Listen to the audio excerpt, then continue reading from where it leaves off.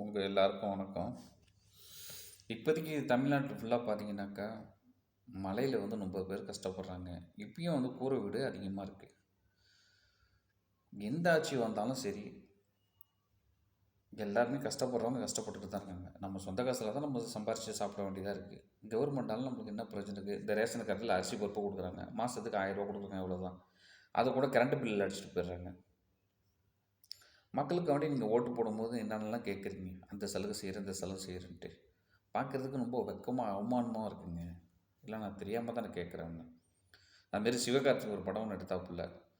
சிவகார்த்திக் படத்தை எடுத்துகிட்டு என்னன்னா பயங்கர ஃபேமஸாக போணுச்சு. மிலிட்ரிலேருந்து இங்கே போகிற மாதிரி தீவிரவாதி பிடிக்கிற மாதிரி ஒரு மண்ணும் கிடையாது, மண்ணாங்கட்டியும் கிடையாது. அவர்லாம் யாருங்க? அவர்லாம் சொல்லுங்க பார்ப்போம். இதனால் அந்த நாட்டில் எத்தனை இந்துக்கள், எத்தனை முஸ்லீம் இந்தியர்கள் அங்கே இருக்காங்க. அந்த நாட்டில் தெரிஞ்சு எவ்வளோ பிரச்சனைகள் வர வேண்டிய பிரச்சனைகள் வந்து அவ்வளோ பிரச்சனைகள் வர வேண்டியது தடுத்து நிப்பாட்டிட்டாங்க. ஏன்னா இவங்க இஷ்டத்துக்கு படத்தை எடுத்துகிட்டு இவங்க வந்து சம்பாதிக்கிறதுக்கு முன்னாடி எது ஒன்றாலும் பேசிட்டு போடுவாங்க. சிவகார்த்திக்கும் நம்ம எப்படியும் பேசுகிறேன் நான். ஓகே, என்றைக்குமே சரி, படம் எடுக்கிற நீங்கள் பார்த்து எடுங்க. ஏன்னா நீங்கள் வந்து சம்பாதிக்கிறதுக்கு வேண்டி ஒரு நாடை விட்டு நாடு நீங்கள் பேசுகிறீங்க, கொண்டுறீங்க. அங்கே உள்ள மக்களுக்கு நம்ம ஊருக்காரங்க இருக்காங்களே, என்ன பண்ணுவாங்கன்னு பாருங்கள். நீங்கள் உண்மையிலே சொல்கிறேன், சிவகார்த்திகை நான் பேசுகிறேன், இல்லை டைரக்டருக்கும் பேசுகிறேன் நான். இன்றைக்கி வந்து அந்த படத்தை எடுத்தாங்க கொண்டாங்க. ஓகே, உண்மையிலேயே ஆர்மியில் சண்டை நடக்கும்போது கண்டிப்பாக அந்த இடத்துல நின்று போராட சொல்லி பார்ப்போம். ஒரு பய வர மாட்டான். ஒன்றுக்கு வர்றது கூட ஒன்றுக்கு வராது. புரியுதா?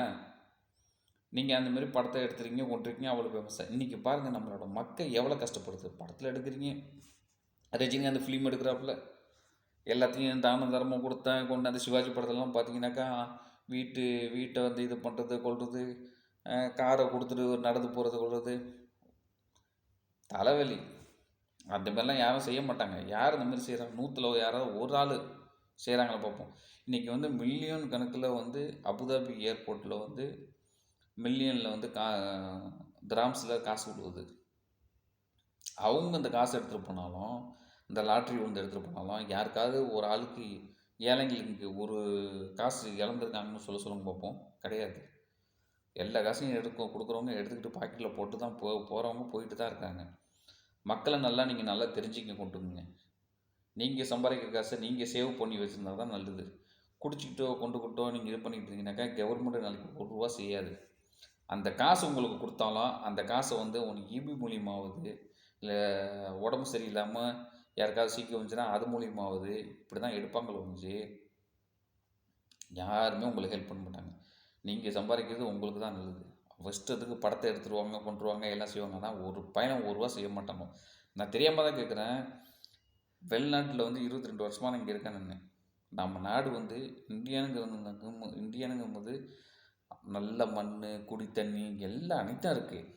ஏன்னா அரசியல் சரி கிடையாது. அரசியல் கரெக்டாக இருந்தால் எல்லாமே கரெக்டாக இருக்கும். அரசியல் சரி கிடையாது. நம்ம மக்கள் இவ்வளோது கஷ்டப்படுறாங்களே, எத்தனையோ குடிசை வீடு இருக்குது. அதெல்லாம் மாற்றிட்டு நீங்கள் கவர்மெண்ட்டில் வீடு கொடுத்து நல்லா அழகாக மக்கள் கஷ்டப்படாத அளவுக்கு நீங்கள் செஞ்சீங்கன்னாக்கா உண்மையிலேயே அரசியல்வாதி நீங்கள் தாங்க. ஒத்துக்கிறேங்க, நான் இல்லைன்னு சொல்லலைங்க. கரண்ட்டு பில்லு கண்ணாமண்ணான்னு எகிரடிக்குது. சொல்லுங்க பார்ப்போம். நம்ம நாட்டிலேருந்து என்ன பிரயோஜனம்? ஒரு பிரயோஜனமே கிடையாது. நம்ம பேசியும் வேஸ்ட்டு. இந்த காதில் வாங்கி இந்த காதில் விட்டுருவாங்க. தயவு செய்து எல்லா அரசியலில் உள்ள எல்லா மக்களுக்கும் சொல்கிறேன், உங்களால் முடிஞ்ச ஹெல்ப்பை செய்யுங்க. அதுதான் நாளைக்கு வந்து நீங்கள் மரணத்தில் நிற்கும் போது உங்களுக்கு வந்து கடைசி வரைக்கும் உங்களுக்கு வந்து நீடிக்கும். தான தர்மம் பண்ணுறது கொண்டதில்லை. அடுத்தவங்களை பிடுங்கி சாப்பிட்றதுலையோ, அடுத்தவங்களை வந்து அபகாரம் பண்ணுறதுலையோ, அடுத்தவங்களுக்கு செய்யாமல் இருக்கிறதுலையோ ஒரு பிரச்சனையுமே கிடையாது. நம்ம நாட்டில் நம்ம ஊரை பார்க்கும் போது கஷ்டமாக இருக்குது. தண்ணி இல்லை, அது இல்லை, இது இல்லை, விறகு இல்லை, வீட்டெல்லாம் இடிச்சு உளுந்து அதெல்லாம் பெரிய தப்பு பண்ணுறீங்களோ, அதை சீர் பண்ணுங்க தயவு செய்து.